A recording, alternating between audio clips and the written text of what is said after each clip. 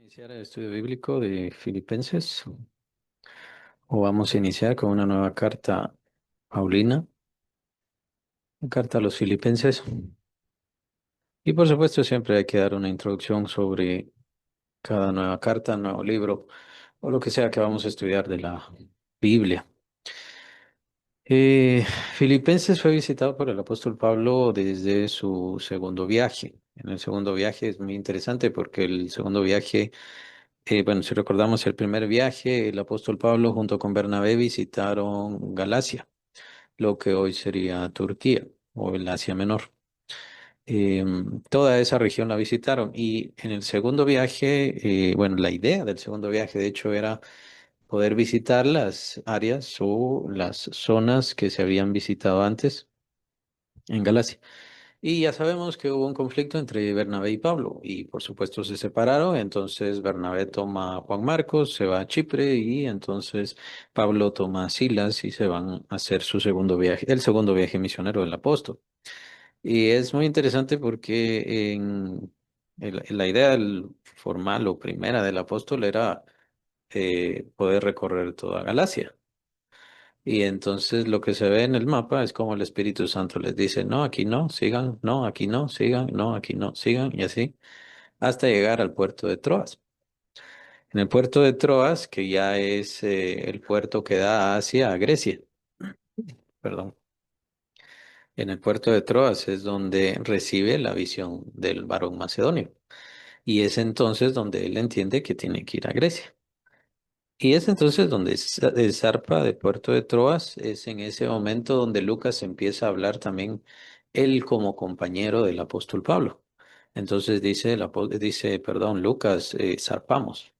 Entonces ya es como que es en ese momento, ahí en Troas, donde se une con el apóstol Pablo. No conocemos la historia específicamente, cómo se unió Lucas y ahí se convirtió o qué, no sabemos.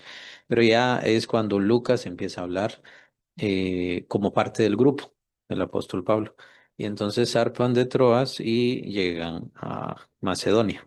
Es en Macedonia donde van recorriendo y casi que la primera ciudad o la primera área que visitan bastante importante es Filipos.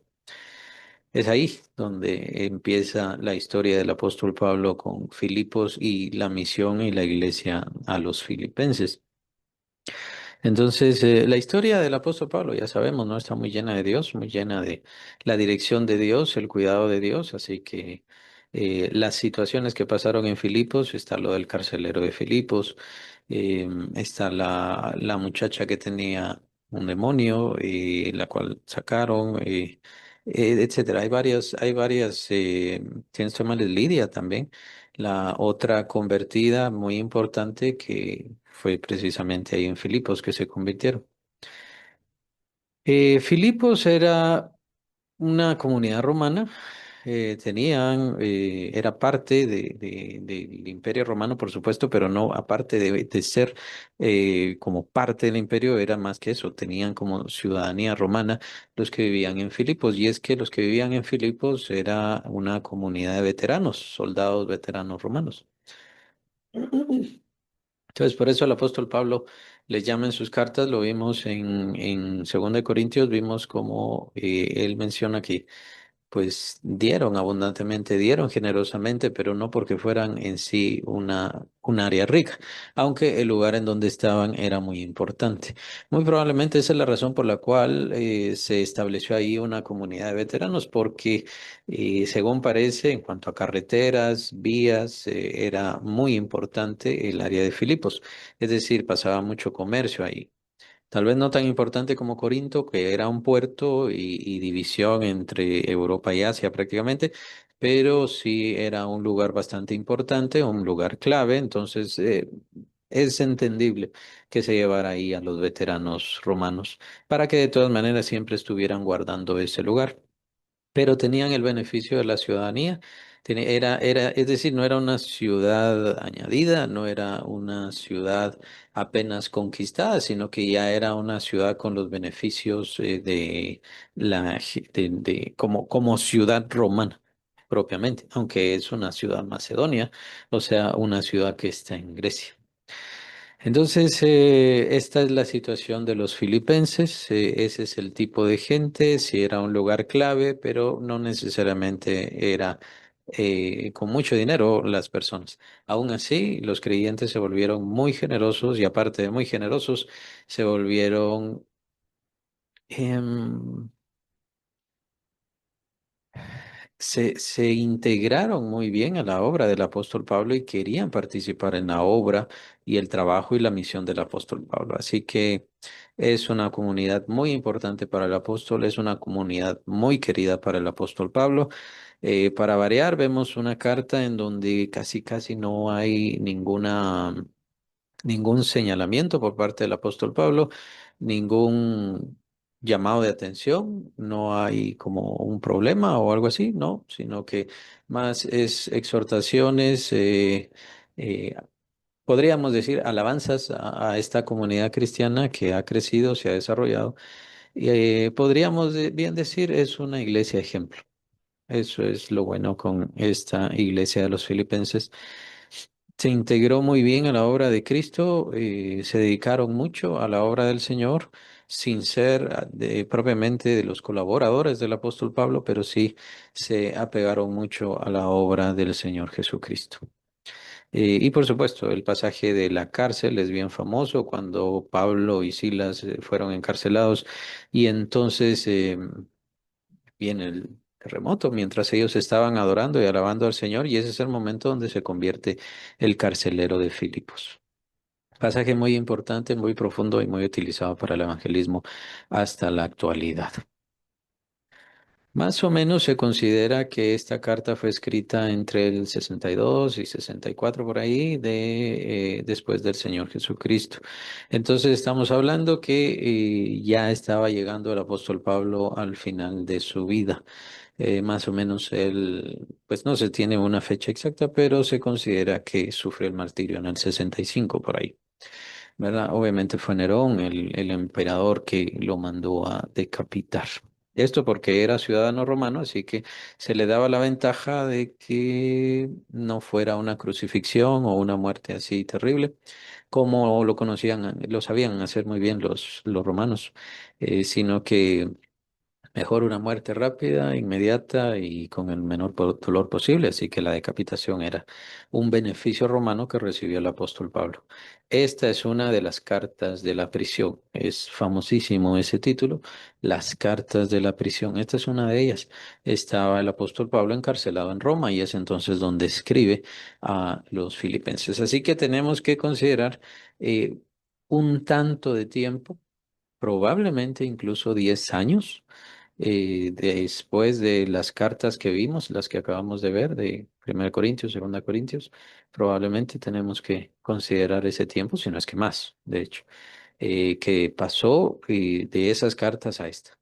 Así que lo bueno con esta carta es que ya tenemos que entender y conocer una comunidad que ya llevaba bastante tiempo como creyentes, una comunidad que se había desarrollado bastante, una comunidad que ya llevaba su tiempo adentro del Evangelio. Entonces se da el crecimiento, se da el desarrollo y el crecimiento espiritual es bastante profundo.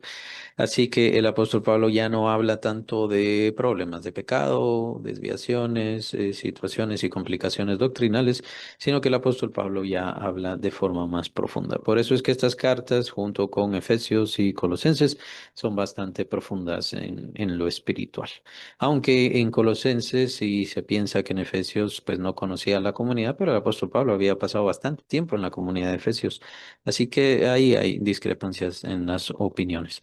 Pero con los filipenses se nota claramente esa familiaridad, esa cercanía, ese deseo, ese afecto que tenía el apóstol Pablo, ese afecto cristiano.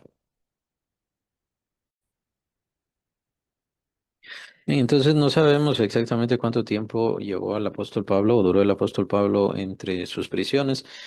Muchos estudiosos consideran que estuvo un tiempo en Cesarea de Filipo o ahí en Judea. Y esto es después de su encarcelamiento, cuando él va a Jerusalén y lo arrestan, donde se da el tumulto en Jerusalén. Y por supuesto, después se lo llevan a Roma, en donde, según se entiende, padece dos veces la cárcel y la segunda es la última, por supuesto. pero no se sabe exactamente los tiempos, solamente se tiene un cálculo, un estimado. Por eso, con respecto a este, es más o menos esta carta, perdón, de Filipenses entre 62 y 64, pero al decir 64 está muy cerca ya al final de la vida del apóstol. Entonces, no se sabe. Bien, podría ser en el 60 por ahí, dependiendo. Em, de la misma manera, no se sabe si las cartas de la prisión fueron hechas desde Cesarea de Filipos, que se considera que ahí estuvo el apóstol Pablo, y después en la prisión en Roma y fue ahí donde escribió las cartas de la prisión. La verdad, no se sabe. Es simplemente discrepancias entre opiniones. Pero lo importante es que son cartas de la prisión y el mismo apóstol Pablo se da cuenta de eso. Lo hace, lo da a entender. Y lo va a hablar aquí en Filipenses, por cierto. Bien, vamos a leer la carta. Vamos a iniciar. Pablo y Timoteo. Ya conocemos bien a Timoteo. Timoteo, el hijo amado, así le llama el apóstol Pablo. Y un gran ministro del Señor, un gran compañero del apóstol Pablo, muy conocido, y lo más seguro es que aquí el apóstol Pablo lo está citando porque él era el que estaba recibiendo el dictado del apóstol Pablo. Eh, Nuevamente se dan algunas discrepancias, pues algunos estudiosos dicen que Timoteo fue coautor. Ni Timoteo ni Tercio, ya vimos a este que era otro de los que tomaron dictado, Silas es otro de los que toma dictado. Ninguno de todos ellos son autores de las cartas de los apóstoles. Los apóstoles son los autores de sus propias cartas. Ellos simplemente estaban tomando dictado. Entonces, siempre cuando se cita a alguien más, era un dictado nada más lo que se estaba recibiendo. Es cierto que conforme a la educación y conocimiento del autor, que de seguro también fue ayudado y bendecido por el Espíritu Santo, es así como escribió las cartas y es así como ayudó en el dictado también. Está bien, pero eso no le hace autor o coautor. El autor es Pablo. El autor es Pablo y hay que dejarlo ahí, igual cuando vemos a Pedro, el autor es Pedro. Y nuevamente digo, bien puede ser que se haya servido un tanto de las herramientas de conocimiento, de comprensión de quien estaba ayudándole en el dictado, pero de ahí no eran ellos autores en ningún sentido. Claro, estas son nuevas ideas que se buscan introducir, que se buscan dar, creo que para darse importancia, más que nada, para poner una idea así como que importante ante la gente y nueva, supuestamente, pero la verdad no tiene ninguna justificación y no tiene ningún sentido. Pablo está mm, tomando en cuenta a Timoteo también, ¿por qué? Porque conocían a Timoteo. A Timoteo le conocían todas estas comunidades, comprendían a Timoteo. Y lo vimos también en 2 Corintios. Los colaboradores del apóstol Pablo muchas veces eran ellos los que iban solos, ya solamente eran enviados por el apóstol Pablo. En algunas cuestiones, pues ya ellos eran los que estaban siguiendo el servicio, no estaban dependiendo de mandatos y direcciones del apóstol Pablo, ellos simplemente estaban ya siendo dirigidos y por supuesto estaban hablando y pregonando o esparciendo el evangelio. Así que para el apóstol Pablo era muy importante introducir a Timoteo, así como si podría introducir a Silas o a Tito o a Lucas. ¿Por qué? Porque estos colaboradores que lo vimos en 2 Corintios muchas veces eran los enviados para alguna comunidad, para alguna iglesia, para algún grupo y por supuesto a veces eran los encargados de recoger la ofrenda para los santos, la famosa ofrenda para los santos que se tenía en aquel entonces, que era una disposición de iglesia de aquel entonces. Esto que estoy comentando también es una disposición de iglesia de aquel entonces. Entonces, el apóstol Pablo, al introducir a Timoteo, vean, ténganle confianza, él es Timoteo, él conoce mis palabras. Después, si el Señor nos da vida, pues miramos Timoteo, ¿no? No digo después, después de todas estas cartas, vamos a ver las cartas a Timoteo, a Tito también, y cómo a estos el apóstol Pablo les ha encargado el Evangelio, o sea, la revelación que él ha recibido. Toda la doctrina que él ha recibido se las ha encomendado a ellos desde estos tiempos. Y por eso es que estos eran los de su confianza, estos eran a quienes él animaba. Y la idea es sigan adelante en todo esto que han recibido, porque esta es nuestra misión y este es nuestro propósito hasta que el Señor nos llame. Y ya estuvo. Entonces, es muy importante para el apóstol Pablo estar tomando en cuenta a estos sus compañeros, porque estos van a llevar sus cartas, van a llevar sus deseos. Bien puede ser que lleven una colaboración de una comunidad, de una iglesia, a esta otra comunidad que tiene necesidades. También lo vimos en 2 de Corintios.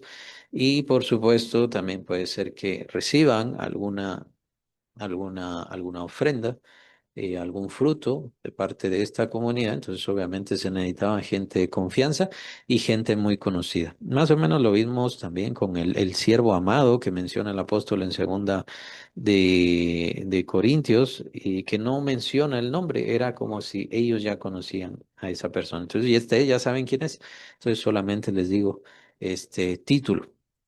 Se daba toda esta cuestión de confianza por la situación de las iglesias en aquel entonces. Y es que también tomen en cuenta que las iglesias en aquel entonces ya estaban siendo perseguidas, ya estaban recibiendo los conflictos, los problemas por parte del judaísmo o los judaizantes. Si eran hermanos o no hermanos, pues el apóstol, muchos de ellos les llama que son falsos, ¿no? Entonces, muchos de ellos sí son instrumentos de Satanás. Otros tal vez solamente tienen cierta desviación por no conocer bien toda la doctrina.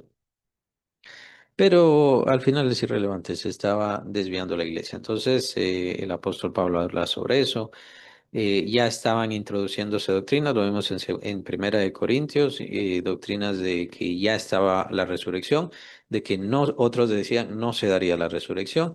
Ya estaban las doctrinas de divisiones, especialmente hacia los santos o hacia las personas en eminencia. Algunos decían yo soy de Pedro, yo soy de Apolos, yo soy de Pablo.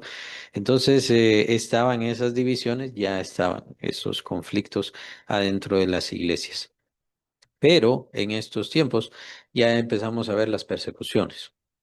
Empezamos a ver las persecuciones, digamos, la persecución sobre el apóstol Pablo que se da en Jerusalén, pues obviamente los judíos le quieren quitar la vida, quieren acabar con su vida. Esa era la idea, básicamente, y fueron los romanos, fue esta división de romanos la que le logró salvar la vida, pero lo dejaron preso. Entonces, no estamos viendo una persecución directa, la cual sí se va a desatar ya en poco, tal vez 5 años desde el arresto del apóstol Pablo, tal vez 10 probablemente, y empezará entonces la persecución fuerte, en donde pues, precisamente el apóstol Pablo, el apóstol Pedro van a perder la vida. Y entonces, ¿qué quiero decir con esto? Que las comunidades o las iglesias locales no estaban formadas por lo que hoy conocemos como iglesias locales. No podía cualquier persona establecer un lugar, probablemente tendría las contribuciones, las ofrendas, todo lo que daba la iglesia, pero no podía levantar un lugar y decir, bueno, este lugar es centro de culto hacia Cristo Jesús. Y entonces empezar así las iglesias locales. No se daba. ¿Por qué? Porque se dieron persecuciones. Y las persecuciones no pararon. Vino el cambio de siglo, o sea, el cambio del primer siglo, y siguieron las persecuciones. Siguió ese segundo siglo y entró el tercer siglo y seguían las persecuciones. O sea, las iglesias locales se dieron hasta que se dio libertad a la iglesia. Y esto pues ya lo sabemos, cuando viene Constantino, el famoso emperador Constantino, es entonces quien da la libertad a la iglesia cristiana, ya no se va a perseguir más la iglesia cristiana y sobre todo se va a convertir en iglesia oficial, porque supuestamente él venció en las batallas con la ayuda de Cristo. Eso es lo que mencionó. En realidad es que eran muchos cristianos en aquel entonces. Entonces la idea de él supuestamente de convertirse es para volverlos de su lado, por así decirlo. Los cristianos entonces ahora van a estar de su lado. ¿Por qué? Porque él era cristiano, emperador, la volvió religión oficial y entonces todos los lugares y centros de culto pagano a Júpiter, a Marte y a todos ellos. Entonces, el emperador los entregó a la iglesia los tomó como centros de culto y centros de adoración, incluso estatuas a ídolos son las que se utilizan ahora precisamente en adoración a Pedro o algún santo, supuestamente, que existen aún hasta ahora, existen aún hasta nuestros días.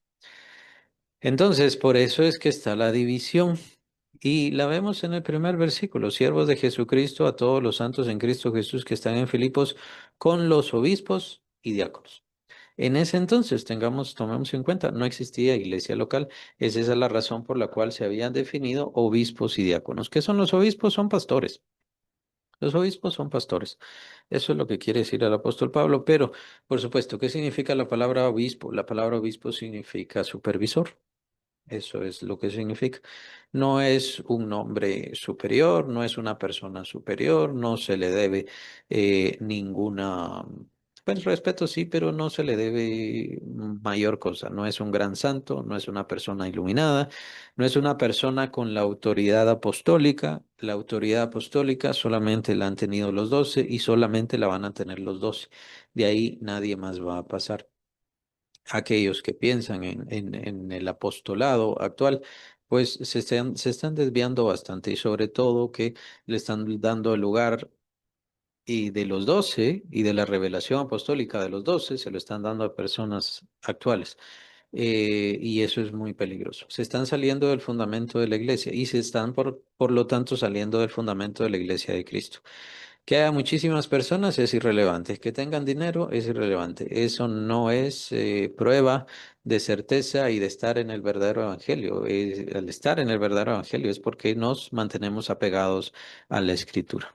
Debido entonces a la situación de conflictos, desviaciones, misiones, dispersiones, guerras, puede ser también, era muy volátil la situación ahí en esos tiempos. Por lo tanto, las iglesias no eran iglesias locales con un edificio local como ahora lo conocemos, sino que eran iglesias de comunidad o de áreas supervisadas. ¿Y supervisadas por quiénes? Por los obispos. Eso era lo que estaban haciendo. Y entonces a esos obispos bien se les puede llamar también pastores, o eran los pastores. Y los diáconos, bueno, ya sabemos bien la historia de los diáconos, cómo empiezan. Fue por la situación en que la iglesia recibió los bienes de todos los creyentes. Ellos empezaron a dar, fue algo que el Espíritu Santo les motivó, entregaron todos sus bienes, entonces los apóstoles definen o nos dedicamos a las mesas o nos dedicamos a la palabra. Nuestro propósito es dedicarnos a la palabra. Entonces pongamos hermanos, definamos hermanos que se dediquen a las mesas. Porque estos que se dedicaban a las mesas no era simplemente servir, sino que se dedicaban a todas las necesidades de los cristianos, necesidades físicas. Porque como dije, ellos entregaron todos sus bienes. Uno de ellos fue Bernabé. Bernabé entregó sus propiedades, lo vendió y entregó el dinero a la iglesia.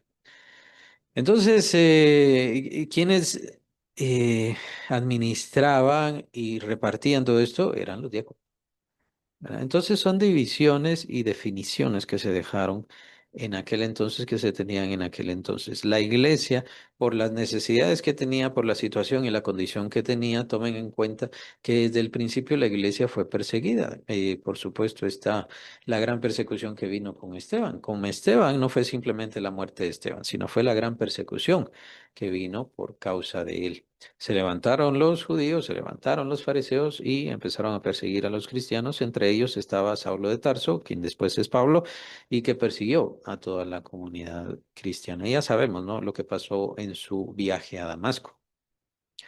Entonces, desde el principio, la iglesia de Jesucristo fue perseguida y podríamos bien decir que el momento en donde logró ya tener tranquilidad y poder establecerse y poder tener centros en donde llamar a la gente y ahí reunirse libremente, estamos hablando del siglo cuarto con Constantino. Hasta ese entonces se podrían reunir. Mientras tanto, eran persecuciones que a veces eran más tranquilas y a veces eran espantosas y la forma de matar de los romanos era espantoso. Están llegando a esos tiempos, entonces la iglesia la vemos definida así. ¿Por qué la iglesia no está definida como en esos tiempos? Porque ahora los tiempos son diferentes, ya no está ese tipo de persecución. La iglesia de Cristo siempre es perseguida, pero ya no es ese tipo de persecución. Ahora la persecución que nosotros tenemos es una persecución ideológica, una persecución que tiene que ver con nuestros apetitos, con nuestras concupiscencias, que tiene que ver con nuestras malas intenciones y diferentes cosas así. Así ya no tenemos ese tipo de persecución, gracias a Dios. Esa es una gran bendición. Si viene el anticristo, sí será ese tipo de persecución terrible nuevamente, de definirse por Cristo y morir o rechazar a Cristo y salvar la vida. Pero ya sabemos qué pasa en esa situación. Bien, Filipos, ¿por qué se llama Filipos? Se llama por Filipo, el rey Filipo, el padre de Alejandro Magno. Por eso se llama Filipos. Él la fundó y le puso su nombre. Precisamente era una gran costumbre en aquellos tiempos. Los reyes, los conquistadores venían y ponían su nombre, algo así como Alejandría, allá en Egipto. Bien, veamos los términos del apóstol Pablo en este primer versículo. Las características en estas cartas, especialmente Filipenses, Efesios y Colosenses, es que casi es seguro que vamos a ir versículo a versículo, porque cada versículo tiene mucha riqueza espiritual.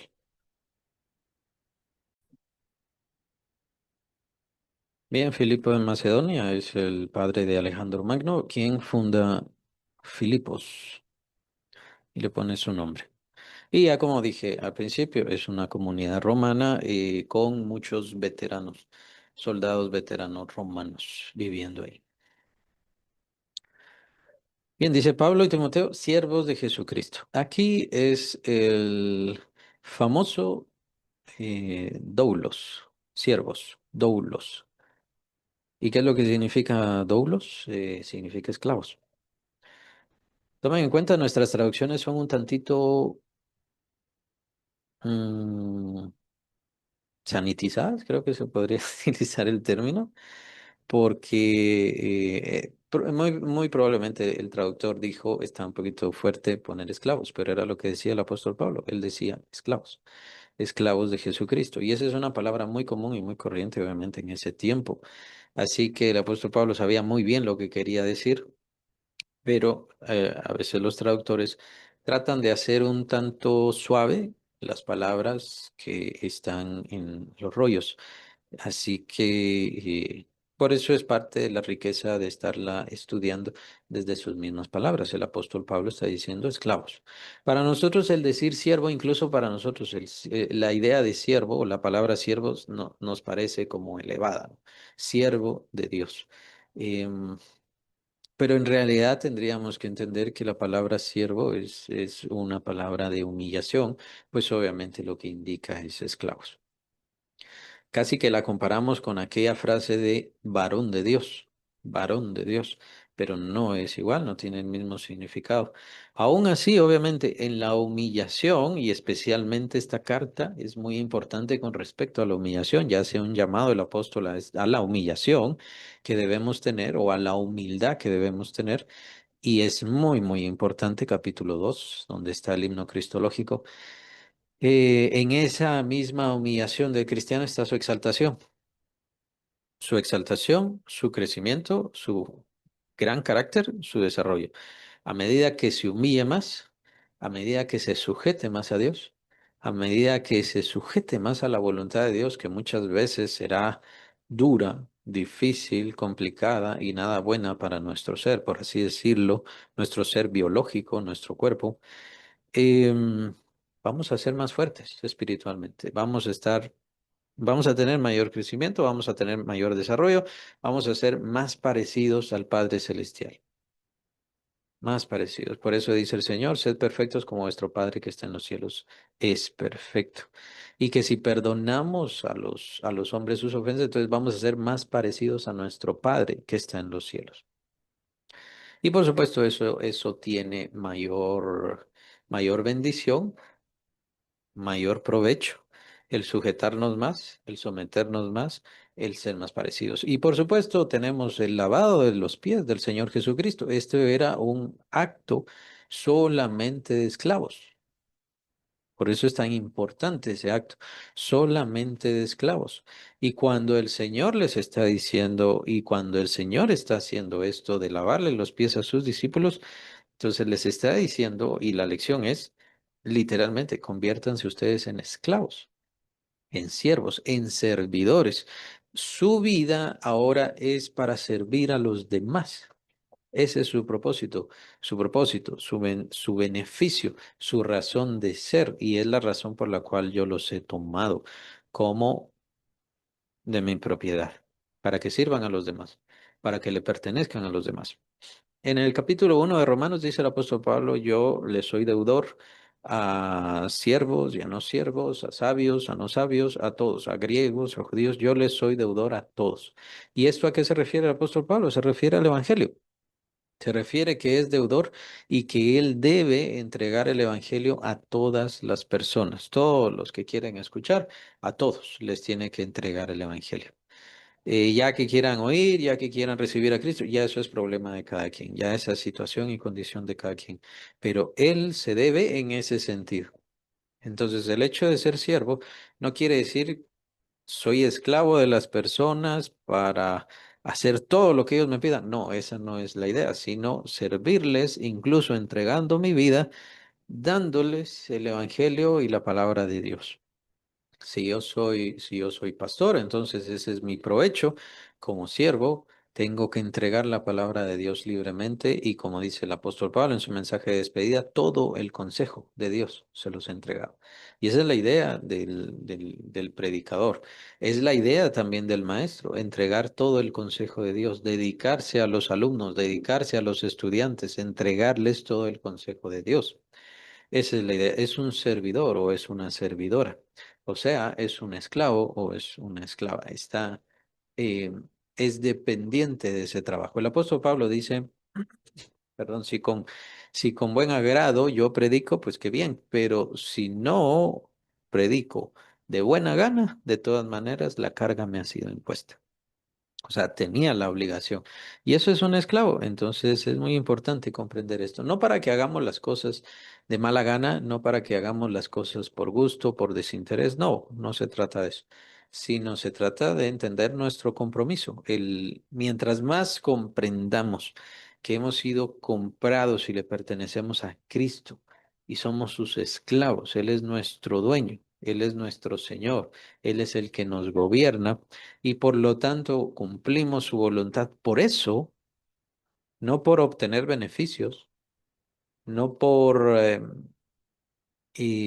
obtener súplicas que estemos dando, no por ganancia personal, sino porque soy esclavo de él, entonces seré más libre y por supuesto estaré más cuidado de la tentación. Y por supuesto, seré un mejor siervo del Señor Jesucristo. Por eso también el Señor dice, cuando hagamos las cosas, solo digan siervos inútiles somos, porque lo que debíamos hacer, eso hicimos. ¿Y esto por qué? La idea del Señor Jesús es para que no se sientan la gran cosa, para que no se sientan tan importantes. Es cierto, yo les voy a dar poder.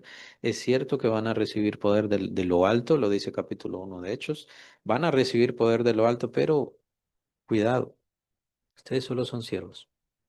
Y es la idea de Dios y tiene que ver mucho en el crecimiento cristiano, en donde Dios nos exalta, pero al mismo tiempo nos humilla. Y esto es para mantener un equilibrio.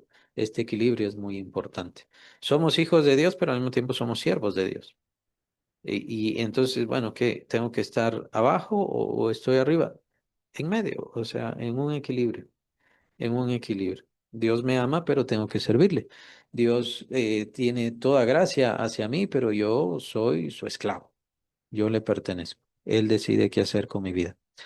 Ese es el propósito que tenían los apóstoles, ese es el fin, esa es la convicción que tenían los apóstoles. Habían sido comprados por la sangre de Cristo y nosotros también hemos sido comprados con la sangre de Cristo. Tomen en cuenta que aquí entonces lo que se define o lo que define la calidad del servicio, el nivel del servicio, es cuál es la convicción de cada persona. Cada persona tiene la convicción de servir a Cristo, ¿qué tanto la tiene? O no la tienen. Si no la tiene, esto no quiere decir que no sean creyentes. Son creyentes, pero son creyentes inmaduros. No voy a decir carnales en este momento porque eso ya es un cristiano que sigue haciendo lo malo, pero sería un cristiano inmaduro, un cristiano que todavía no ha entendido todos los principios, que no ha crecido en fe, que todavía no se ha logrado desarrollar bien. Probablemente no ha recibido completamente toda la palabra, aunque ahí está escrita, la puede leer, la puede conocer y simplemente con comprender esto de siervos, tenemos que aplicarlo a nosotros mismos. Todos nosotros somos siervos de Cristo. Todos nosotros le pertenecemos a Él, pero hay quienes tienen esa convicción y hay quienes no tienen esa convicción. Hay quienes tienen el conocimiento, yo tengo que servir a Cristo, pero lo hace. Eso es diferente. ¿De verdad le sirve? ¿De verdad se entrega a Él? ¿De verdad le busca? ¿No? Y lastimosamente, claro, hay quienes, y no voy a decir que no son cristianos, pero hay quienes le buscan al Señor si les va mal. Y si les va mal, entonces es ahí donde le piden, es ahí donde le buscan, es ahí donde le exigen incluso. Y por supuesto, cuando reciben, entonces ellos se desentienden del Señor. Esto es inmadurez. Eh, Pensando y esperando que sean verdaderos creyentes, es inmadurez. No debemos buscar a Dios solamente por interés, no debemos buscar a Dios solamente cuando tenemos necesidad, no debemos buscar a Dios como que fuera simplemente nuestro amigo, nuestro aliado. Dios es nuestro dueño, es nuestro Señor. El Señor Jesucristo nos ha comprado, así que le pertenecemos. Por eso dicen siervos de Jesucristo. Están a la disposición del Señor Jesucristo.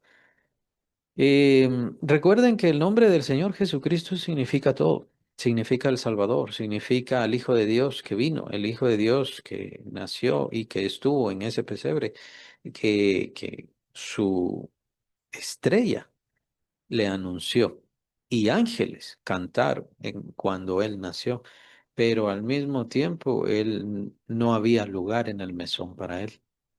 Porque la vida del Señor Jesucristo nos habla de este ser inconmensurable, supremo, glorioso, que se humilló hasta lo más bajo.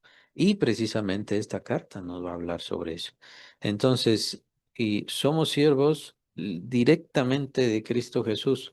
Al decir esto, no es porque excluimos al Espíritu Santo ni excluimos al Padre Celestial, sino que reconocemos el servicio directo que hizo el Señor Jesucristo, la entrega del Señor Jesucristo, y por eso en honor, en agradecimiento, en exaltación y en convicción, comprendemos que Él es nuestro Señor, a Él le pertenecemos y por supuesto a su causa, a su nombre, a su propósito.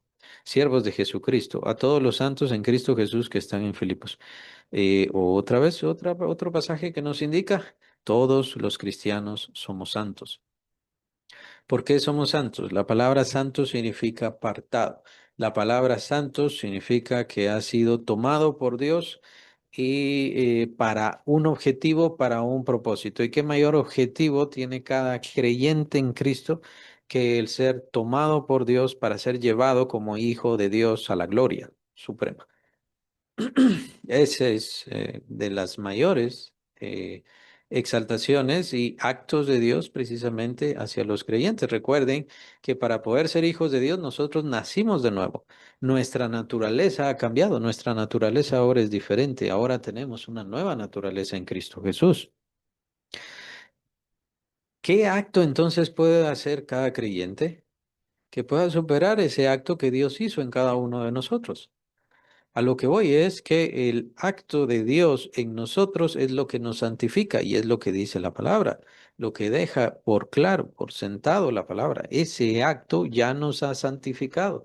Ningún acto que yo pueda hacer puede santificarme o puede ser una mayor santificación que lo que hizo Cristo Jesús en mi vida. Darme una nueva esencia, darme un nuevo nacimiento, ser una nueva criatura. En Cristo Jesús yo ya he muerto y he nacido de nuevo. Así que, ¿de qué sirve algún acto hacer un milagro, hacer dos milagros, hacer tres milagros? Y entonces con eso ya soy declarado santo. No, todas esas cosas son mentira.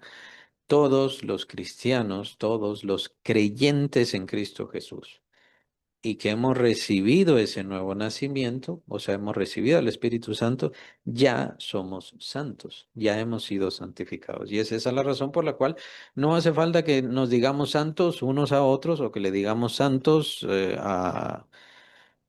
a los apóstoles o San Pablo, San esto. Es cierto, está en la Biblia y esto es porque todavía hay retrasos religiosos, aún en nuestras traducciones. Aún ahí hay retrasos religiosos, pero no hace falta. em, Obviamente no es que se vayan a corregir, la corregimos acá nosotros de lo que estamos hablando, pero eh, obviamente no es que vamos a cambiar nuestra Biblia como tal, simplemente así es. Y debemos entenderlo. No es un nombre de respeto, no, no es un nombre de respeto. Todos somos santos en Cristo. Si yo estoy declarando a una persona santa y solo esa persona es santa, yo no soy santo. Entonces, estoy en contra de lo que dice la palabra de Dios. Es que lo estoy haciendo por respeto, mentira, eso no es respeto. Veneración, reconocimiento de esa persona, solo dígale apóstol Pablo y ya estuvo, apóstol Pedro y ya estuvo. No necesita hacer ningún otro reconocimiento. Él es santo como yo soy santo, como todos nosotros somos santos porque hemos sido santificados en la sangre de Cristo. Eso es todo. Y ya mencioné con los obispos y diáconos. Ya hemos mencionado esto. Así que vamos al segundo versículo. Gracia y paz a vosotros, de Dios nuestro Padre y del Señor Jesucristo. Gracia y paz. Bien, la gracia es el gran tema teológico de todo el Nuevo Testamento. La gran dispensación, si le quieren llamar así, hay quienes utilizan esos términos de dispensación, dispensacionales. Existiría entonces en ese caso, si se toma por dispensación, existirían dos, la dispensación de la ley, que es el Antiguo Testamento o el Antiguo Pacto, y la ley de la gracia o la dispensación, perdón, de la gracia, que tiene que ver con el nuevo pacto, el pacto que hizo el Señor Jesucristo. Esto lo van a encontrar en el capítulo 1 de Juan, en donde la ley la trajo Moisés, pero dice el apóstol Juan, la gracia la trajo Cristo Jesús. La gracia. La gracia es el favor inmerecido. La gracia es la bendición de Dios, la dicha de Dios, el afecto de Dios, el amor de Dios, el llamado de Dios, el propósito de Dios, que es todavía muchísimo más importante, la obra que Dios quiere hacer en nosotros, de lo cual Pablo va a hablar más adelante, en nosotros es por pura gracia. También lo menciona en Efesios 1, que por puro afecto de su voluntad nos hizo para alabanza de la gloria de su gracia. Entonces es muy importante la gloria de su gracia. Es decir, Dios quiere en su abundancia, en su, la palabra, la palabra sería generosidad, la vimos en el capítulo 8 de Segunda Corintios. ¿Por qué está el llamado para el creyente que sea generoso? Porque Dios es generoso. Y esa es una de sus características. Por lo tanto, el creyente es llamado a dar y dar y dar y dar completamente. No por obligación, no por imposición y ni siquiera de mala gana, también lo dice el apóstol Pablo. No, Dios no quiere que demos de mala gana. Dios ama al dador alegre.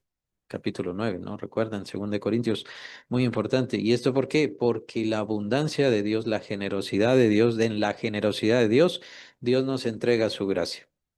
Y en la gracia nos da la salvación viene por gracia, quiere decir que es un favor que nosotros no merecíamos, viene el perdón de Dios que nosotros no merecíamos, pero Dios nos perdona y nos recibe, restaura la relación, nos tiene paz con nosotros y esto ya lo sabemos, es porque el castigo cayó sobre su Hijo Jesucristo. El castigo de nuestra paz, escribe Isaías capítulo 53, el castigo de nuestra paz cayó sobre él. Y por su llaga fuimos todos nosotros curados. El castigo de nuestra paz fue sobre Cristo Jesús. Y esto abre la puerta a la gracia. El Señor Jesús recibe nuestro pecado y recibe nuestro castigo. Dice el apóstol Pedro que Él cargó nuestros pecados en su cuerpo de carne. Ahí Dios cargó todos nuestros pecados y es por eso que el Señor Jesús recibe todo el castigo de nuestro pecado. Con esto es que Dios entonces ya puede entregar su favor inmerecido. ¿A quiénes? A nosotros que hemos sido lavados por la sangre del Cordero, que hemos recibido la sangre del Cordero, que hemos creído y confiado en el Señor Jesucristo. Entonces, es a nosotros que nos entrega toda su gracia. Obviamente es una condición nada más poner nuestra confianza en Cristo Jesús. A causa de esto, nos entrega la salvación, nos entrega su Espíritu Santo, nos entrega la resurrección, nos entrega el reino santo, glorioso del Señor Jesucristo. Y aquí lo que vemos es la gran, abundante misericordia y generosidad que Dios tiene para con nosotros, lo cual es de regalo, o más claramente, de regalado. Dios entrega todo de regalado para nosotros. Para cualquier ser humano que quiera recibirlo, para cualquier ser humano que quiera aprovecharlo, para cualquier ser humano que quiera recibir el llamado de Dios. Claro, ¿cuál es el gran problema y la razón por la cual las personas se condenan? Porque no creen en ese regalo, porque no creen que Dios sea tan generoso, porque no creen que Dios sea así, de esa forma. Esa es la razón por la cual entre los ídolos ustedes ven cómo el demonio ha dado esta idea, esta imagen de divinidad en la cual yo tengo que estar apaciguando al Dios, con D minúscula, al Dios o diosa, tengo que estarle apaciguando porque siempre está enojado o enojada.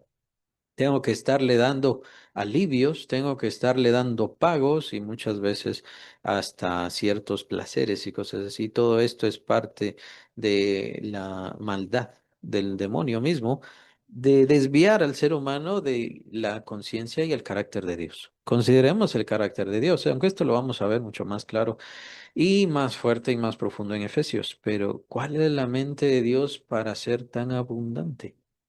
Tener tanta misericordia, tener tanta piedad, perdonarnos a nosotros como pecadores ya condenados y nos entrega la salvación, nos entrega a su Hijo, nos entrega a su Espíritu Santo, se entrega a Él como Padre Celestial nuestro y este es un llamado y este es un honor y es una bendición para toda la eternidad. Él para siempre será nuestro Padre Celestial, para siempre. Y eso es de gracia. También Él quiso ser nuestro Padre. La gracia de Dios es un tema importantísimo en todo el Nuevo Testamento y de hecho debería ser uno de los principales temas de nuestra vida. Debería ser el gran tema cuando evangelizamos.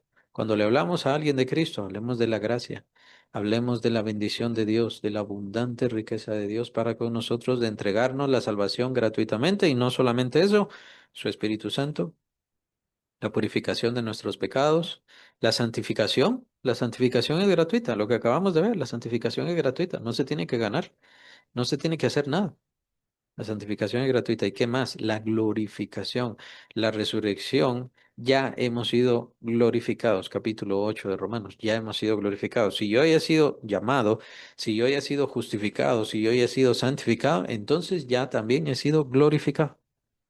Y como garantía de mi glorificación, ¿qué es lo que tengo? Al Espíritu Santo. Lo dice el apóstol Pablo en Efesios capítulo 1.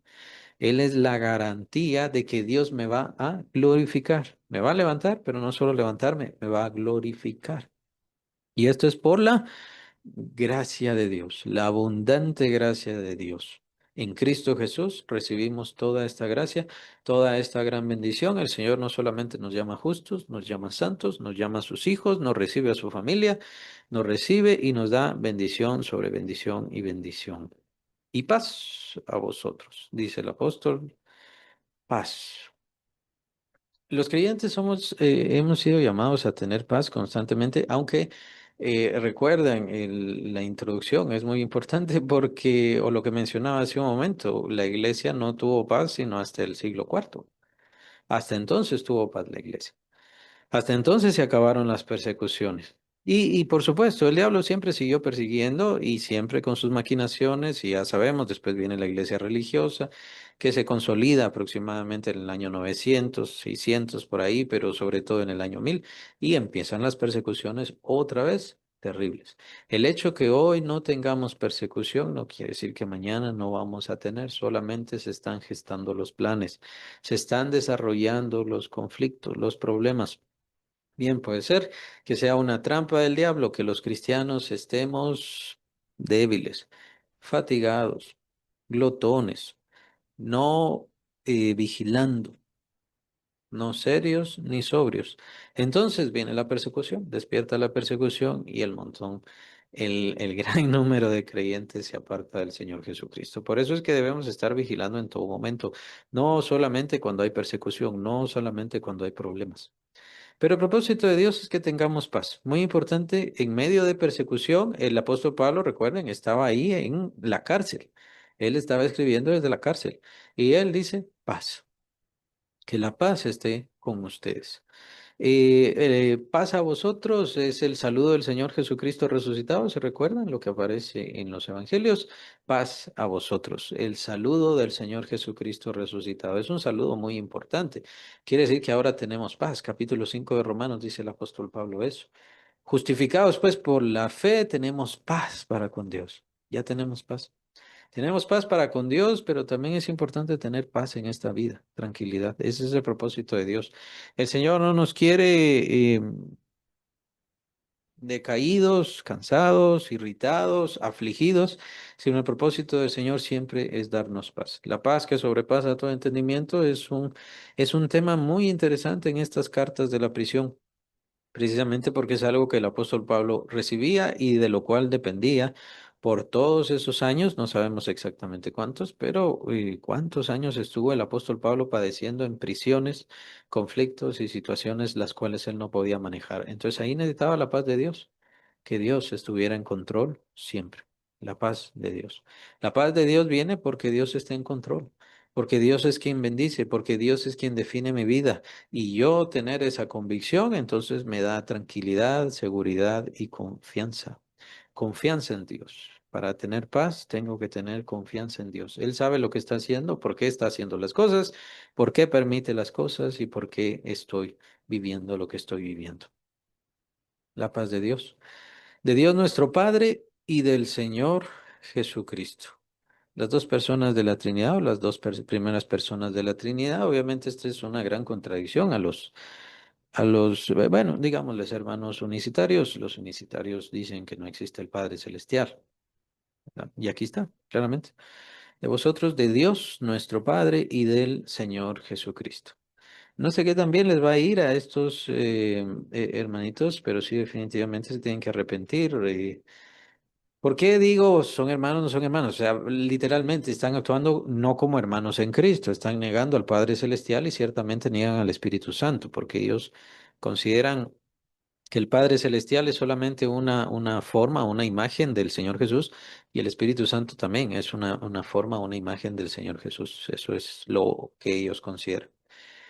La salvación está basada en creer en el Señor Jesucristo y es lo que confiamos y esperamos.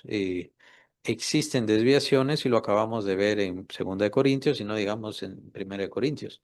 El apóstol Pablo no les dice, ya es que ustedes ya están afuera de la fe, ustedes ya no son creyentes. Pero si siguen así, tengan cuidado. ¿Se recuerdan la advertencia del capítulo 13 de Segunda de Corintios? Tengan cuidado. Puede ser que su fe esté reprobada.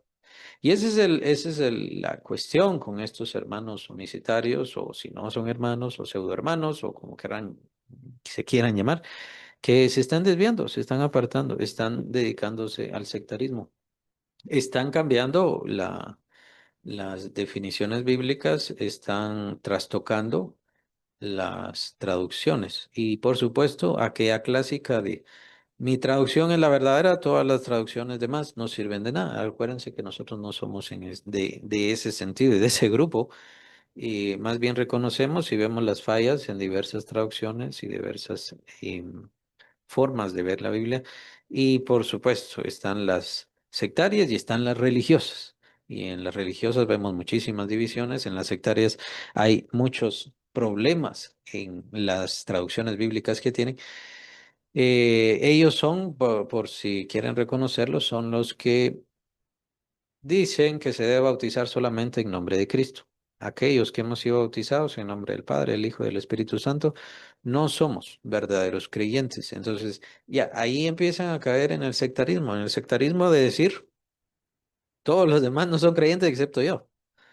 Y esto es clásico, esto es muy clásico en el sectarismo. Y por supuesto, yo diría que a sus maestros definitivamente caen en la clasificación de no creyentes, sus maestros y sus dirigentes.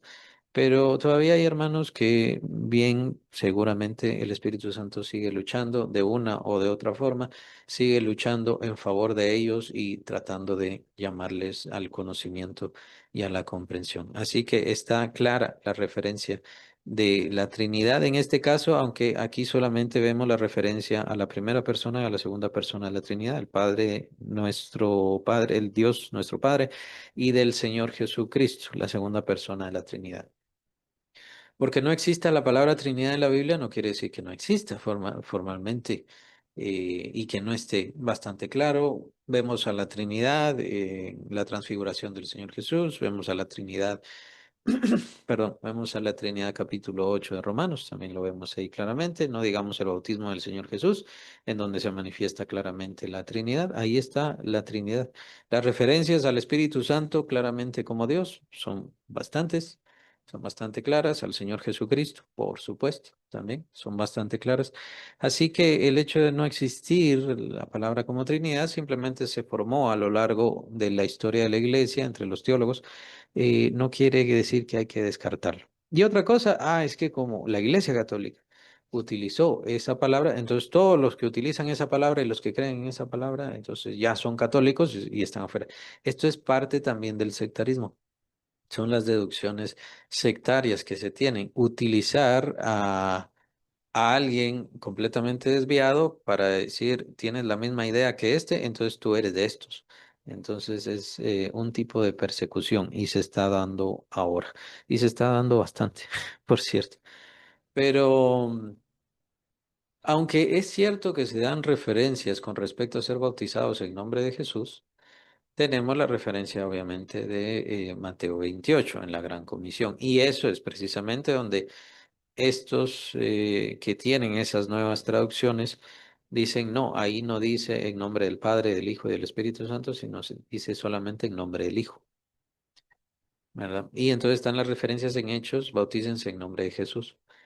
Pero ellos toman eso para decir de una vez que el Espíritu Santo no existe y el Padre Celestial no existe. Y solamente son formas de, del Señor Jesús. Y aquí lo vemos más que claro. Además, la relación del Señor Jesucristo hacia su Padre, pues no es una fantasía. Tendría que estar loco entonces el Señor Jesús para todas esas referencias al Padre Celestial. Cuando clama a Dios, Dios mío, ¿por qué me has desamparado? Entonces, ¿a quién le está clamando? ¿No? Entonces ellos hacen solamente un su malabar extraño ahí y dicen, no, es a sí mismo a quien se estaba clamando el Señor Jesucristo. Eh, es bastante claro conocer esto. Lastimosamente hay gente que se desvía. Hay gente que se desvía por estas cuestiones que están surgiendo ahora. Se están dando mucho y están tomando plataformas, especialmente las plataformas de las redes sociales, les gustan bastante. Porque entonces ahí rápido hay 50 personas oyendo, 60 personas, 100 personas casi. Entonces es fácil, están ahí escuchando, pero ellos se desvían rápidamente a modo de mentir. Em, bien, eso sería en cuanto al versículo 2.